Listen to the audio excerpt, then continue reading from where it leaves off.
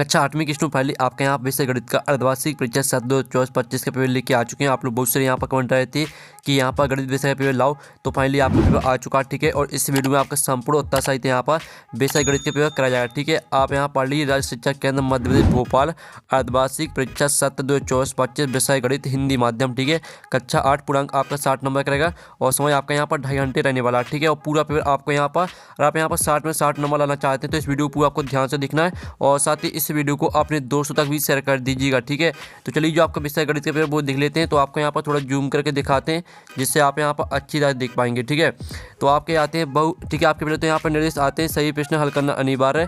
फिर आपका दूसरा आता है सही प्रश्न का उत्तर। ठीक है, निर्देश अनुसार अपनी उत्तर पुस्तिका में लिखिए। ठीक है, इस तरह से आपके निर्देश आते हैं तो आप निर्देश पढ़ लीजिएगा। अब आते हैं आपके यहाँ पर बहुविकल्पी प्रश्न आते हैं, प्रश्न 1 से 5 तक। ठीक है, तो आपको यहाँ पर ध्यान से देखना है और साथ ही आप यहाँ पर देख लीजिए आपका जो यहाँ पहला दिया गया है तो वो आप देख लेते हैं। ठीक है, निर्देश प्रश्नों को पढ़कर नीचे दिए गए विकल्पों में सही विकल्प चुनकर उत्तर लिखिए। तो आपका यहाँ पहला आता है। ठीक है, आप पहला देख लीजिए, एक चर वाला रैखिक समीकरण है तो आपका आता है ए, इसका ऑप्शन 2x + 3 = 0 और आपका बी आता है 2x + y = 0। फिर आपका सी आता है x इसका बराबर 4 और आपका यहाँ पर डी आता है x y = 3। तो जो आपके यहाँ पर दिया गया, ठीक है, एक चर वाला रैखिक समीकरण है तो आपका यहाँ पर एक चर वाला, ठीक है, जो आपका रैखिक समीकरण है वो आपका हो जाएगा 2x + 3 = 0। फिर आपके यहाँ पर दूसरा देख लेते हैं।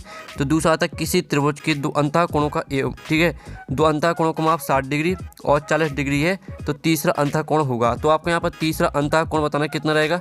तो आपको पता होगा जो यहाँ पर त्रिभुज के तीनों कोणों का एक होता है 180 डिग्री। तो आपका एक दिया गया यहाँ पर 60 डिग्री और दूसरा दिया गया आपका यहाँ पर 40 डिग्री। तो दोनों को आपको जोड़ देना है तो आपका यहाँ पर 100 डिग्री हो जाएगा। ठीक है, तो 180 में से आपको 100 घटा देना है। ठीक है, तो आप 180 में से 100 घटाएंगे तो आपका 80 डिग्री यहाँ पर आ जाएगा। ठीक है, त्रिभुज का आपका तीसरा कोण, तो 80 डिग्री आपका राइट आंसर रहेगा। फिर आपका यहाँ पर देख लेते तीसरा, किसी 4 सेंटीमीटर भुजा वाले वर्ग का क्षेत्रफल होगा। तो आपको यहाँ पर किसी 4 सेंटीमीटर भुजा वाले वर्ग का क्षेत्रफल बताना कितना रहेगा।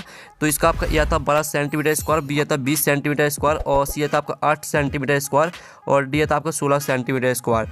तो जो आपके यहाँ पर दिया गया, ठीक है, 4 सेंटीमीटर भुजा वाले वर्ग का क्षेत्रफल होगा तो जो इसका राइट आंसर रहेगा वो आपका डी हो जाएगा 16 सेंटीमीटर स्क्वायर। फिर आपका यहाँ पर देख लेते चौथा आता है किसी बहुभुज के बाएं कोण की माप का योग होता है। तो आपका आता 360 डिग्री, बी आता आपका 180 डिग्री और सी आता आपका 90 डिग्री और डी आता 45 डिग्री। तो जो आपके यहाँ पर दिया है, ठीक, किसी बहुभुज के बाएं कोण की माप का योग होता है तो इसका राइट आंसर आपका 360 डिग्री हो जाएगा। फिर आपका यहाँ पर देख लेते हैं पाँचवा आता 10 की घात 0 का मान है।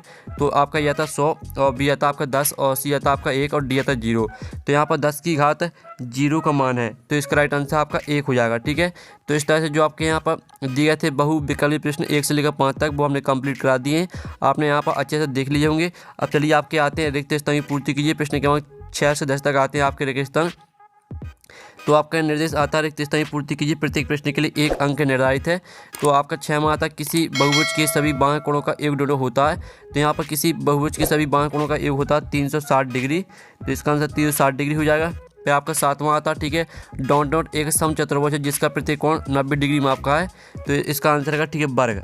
इसका आंसर आपका वर्ग हो जाएगा। ठीक है, वर्ग एक समचतुर्भुज है जिसका प्रत्येक कोण 90 डिग्री माप का है। फिर आपका 8वां आता है किसी समांतर चतुर्भुज के सम्मुख को बराबर डॉट होते हैं। तो यहाँ पर किसी समांतर चतुर्भुज के सम्मुख को बराबर कोण होते हैं। ठीक है, बराबर आपका यहाँ बराबर कोण होते हैं, कोण आपका इसका राइट आंसर रहेगा। फिर आपका 9वां आता है पैटर्न 4, 9, 16, 25 में अगली संख्या डॉट है। तो यहाँ पैटर्न ना, ठीक है, 4, 9, 16, 25 में आपकी अगली संख्या 36 रहेगी। फिर आपके यहाँ पर आता है, ठीक है, 10वां समीकरण 2x = 10 में x का मान क्या होगा। तो इसमें आपको x का मान निकालना है। टिप्पणी से आप यहाँ पर देख लीजिए आपका यहाँ पर 2x = 10 दिया गया। ठीक है, तो आपको x का मान निकालना तो आपका x = 10/2। तो 2 का भाग आप यहाँ 10 में देंगे तो 5 आ जाएगा। ठीक है, तो x का मान आपका 5 निकल के आ जाएगा। ठीक है, तो इस तरह से आपके जो यहाँ पर रिक्त स्थान है वो कंप्लीट हो जाते हैं। ठीक है, जो कि आपके प्रश्न क्रमांक 6 से 10 तक दिए थे रिक्त स्थान वो हमने करा दिए संपूर्ण उत्तर सहित है। अब आते हैं आपके अति लघु उत्तरीय प्रश्न आते हैं प्रश्न क्रमांक 11 से 16 तक।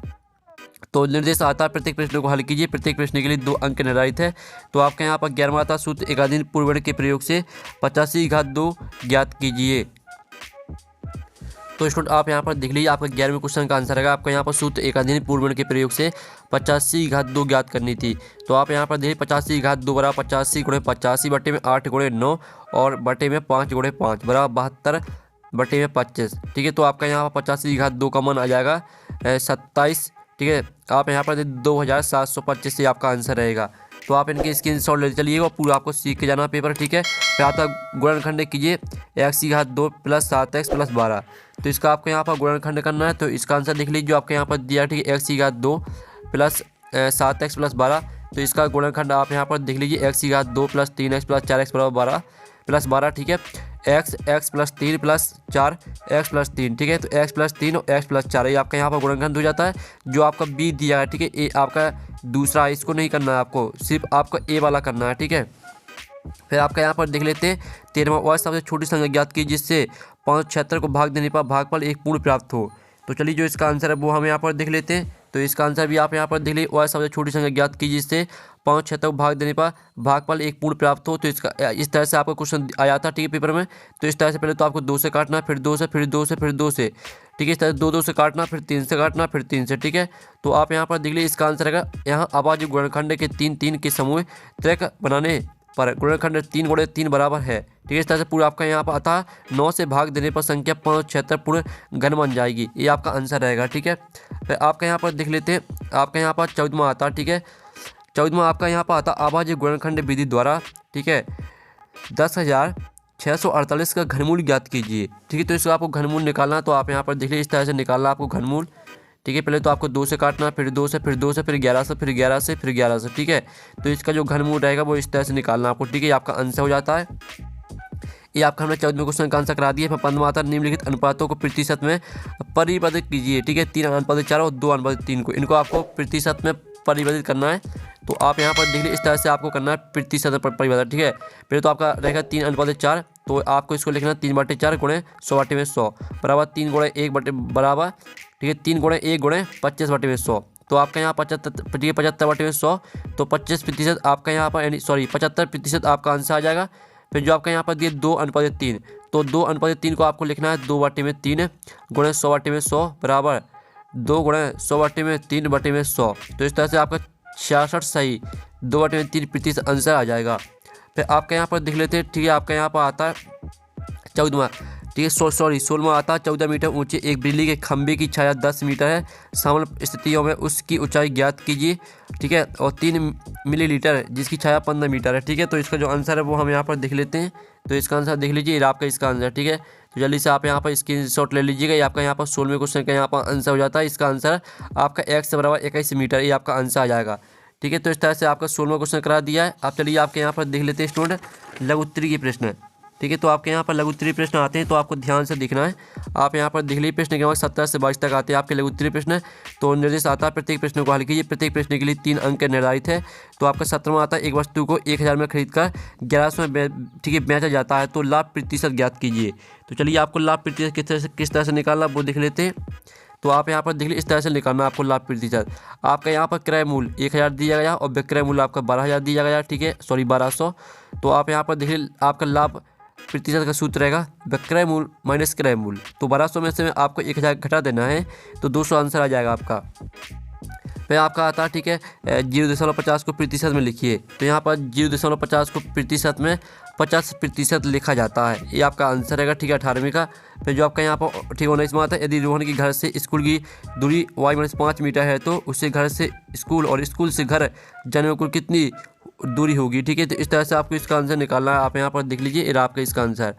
तो इस तरह से आप यहाँ पर तो एक तरफ की दूरी घर से स्कूल की दूरी y-5 मीटर दी गई है, और ठीक है दूरी वापस स्कूल से घर की दूरी भी उतनी ही होगी, यानी y-5 मीटर, ठीक है। तो कुल दूरी दोनों तरफ की दूरी को जोड़ने पर हमें कुल दूरी मिलेगी। तो आपको यहाँ पर दोनों तरफ की दूरी को जोड़ देना, ठीक है। कुल दूरी y-5 metre plus y-5 metre, तो आपके यहाँ पर 2y-5 मीटर ये आपका आंसर रहेगा, ठीक है। पूरा आपके यहाँ विस्तार से इसमें समझाया गया है, ठीक है, तो आप समझ सकते हैं। अब आपके यहाँ पर देख लेते हैं जो आपके यहाँ पर दिया, ठीक है, 20 में यदि चाय बनाने के लिए दूध और पानी का अनुपात 1:3 रहता है तो 2 लीटर दूध से चाय बनाने के लिए कितनी मात्रा की आवश्यकता होगी, ठीक है। तो आप यहाँ पर देख लीजिए जो इसका आंसर रहेगा वो आप यहाँ पर देख लीजिए आपका इसका आंसर। तो आप स्क्रीनशॉट ले लीजिएगा, पूरा इसमें आपका विस्तार से यहाँ पर समझाया गया, पूरा आपको इसको, ठीक है, याद कर लीजिएगा या समझ के आप याद कर सकते हैं। फिर आप यहाँ पर देख लीजिए जो आपके यहाँ पर आता है, ठीक है, 21वां गुणनखंड ज्ञात कीजिए 12x की घात 2 + 7x + 3। इसका आपको गुणनखंड करना है, ठीक है। तो आप यहाँ पर देख लीजिए इस तरह से करना है आपको इससे गुणनखंड। तो जल्दी से आप यहाँ पर स्क्रीनशॉट ले लीजिए। आपका यहाँ 21वें क्वेश्चन का आंसर यहाँ पर हो जाता है। फिर जो आपका यहाँ पर दिया है, ठीक है, 22वां एक पासे को फेंकने में 5 आने की प्रयागता क्या होगी। तो इसका आंसर देख लीजिए, ये आपका यहाँ पर दिया गया, ठीक है, 22वें क्वेश्चन का आंसर। ठीक है, जब हम एक पासे को फेंकते हैं तो हमारे पास है कुल 6 संबंधित परिणाम होते हैं, 1 2 3 4 5 और 6। ठीक है, अनुकूल परिणाम हमें केवल एक परिणाम चाहिए जो कि 5 है। कुल संबंधित परिणाम कुल 6 परिणाम है। प्रायिकता बराबर अनुकूल परिणाम बटे हुए कुल संबंधित परिणाम। ठीक है, इस तरह से आप यहाँ पर देख, इसलिए एक पासे को फेंकने में 5 आने की प्रायिकता बराबर 1/6। ये आपका आंसर रहेगा। फिर आपके यहाँ पर देख लेते हैं, ठीक है, देखो 3 प्रश्न आते हैं, प्रश्न 23 से 26 तक। तो आपके यहाँ पर निर्देश आता है प्रत्येक प्रश्न को हल कीजिए। प्रत्येक प्रश्न के लिए 5 अंक निर्धारित है। तो आपके यहाँ पर 23 में आता है, एक व्यक्ति के वेतन में 10% वृद्धि होती है। यदि उसका नया वेतन 1,54,000 है तो उसका मूल वेतन ज्ञात कीजिए। तो इसका आंसर देख लीजिए, आपका यहाँ पर 23वें क्वेश्चन का आंसर जो आपका मूल वेतन रहेगा वो आपका यहाँ पर आंसर, ठीक है, आपको यहाँ पर आंसर हो जाता है। तो स्क्रीनशॉट ले लीजिएगा। फिर आपका आता है, ठीक है, 24वां एक समांतर चतुर्भुज की एक भुजा, ठीक है, और उसकी संगत ऊंचाई की माप क्रमशः 4 सेंटीमीटर और 3 सेंटीमीटर है। समांतर चतुर्भुज क्षेत्रफल ज्ञात कीजिए। तो इस तरह से निकालना आपको समांतर चतुर्भुज क्षेत्रफल। ठीक है, आप यहाँ पर देखिए समांतर चतुर्भुज क्षेत्रफल आधार गुणा ऊंचाई। तो आपके यहाँ पर आधार दी गई 4 सेंटीमीटर और आपकी ऊंचाई दी गई 3 सेंटीमीटर। तो दोनों का गुणा आपको कर देना है, तो 12 सेंटीमीटर स्क्वायर ही आपका आंसर आ जाता है। फिर आपके यहाँ पर 21वां आता है, ठीक है, यहाँ पर 21 सेंटीमीटर यानी 25वां आता है, 21 सेंटीमीटर चौड़ाई वाली एक आयताकार कागज को चौड़ाई के अनुदिश मोड़ का 30 सेंटीमीटर वाला एक 5 बेलन बनाया गया। ठीक है, बेलन का आयतन आपको निकालना है। तो आप यहाँ पर देख लीजिए, इस तरह से निकालना है आपको बेलन का आयतन। तो पहले तो आप इतना स्क्रीनशॉट ले लीजिए, ठीक है। और बेलन का आयतन का सूत्र होता है πr²h। ठीक है, इस तरह से आपको मान रखना है इसमें। और आप यहाँ पर देख लीजिए, जो आंसर रहेगा वो आपका हो जाएगा, ठीक है, 9504 घन सेंटीमीटर। ये आपका आंसर हो जाता है। फिर जो आपके यहाँ पर दी जाएगा 26वां संख्या 3375 का आवर्त गुणनखंड विधि से घनमूल ज्ञात कीजिए। तो आप यहाँ पर देख लीजिए, आपका यहाँ पर 3375 का घनमूल। ठीक है, इस तरह से पूरा आपको यहाँ पर याद करना। ठीक है, स्क्रीनशॉट आप ले लीजिएगा। तो इस तरह से जो आपका पेपर है वो कंप्लीट हो जाता है। और साथ ही पेपर का PDF है, डाउनलोड करना चाहते हैं तो लिंक वीडियो के डिस्क्रिप्शन में दी गई है। तो आप वहाँ से पेपर PDF डाउनलोड कर सकते हैं। तो हम नेक्स्ट वीडियो में, थैंक्स फॉर वॉचिंग।